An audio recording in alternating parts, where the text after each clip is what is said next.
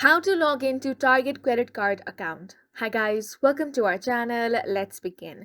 The first step is to open up any web browser and on the search bar search for target.com.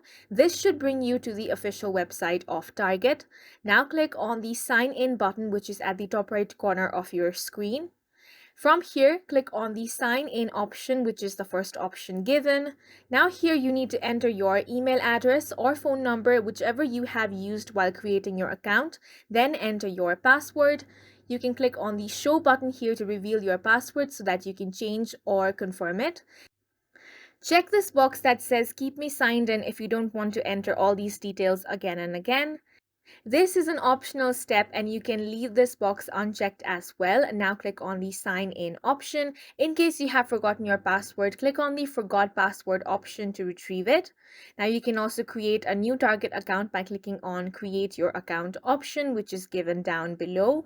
And that's it for this video. We hope you guys found it helpful. Please make sure to hit the like button and subscribe for more videos like this.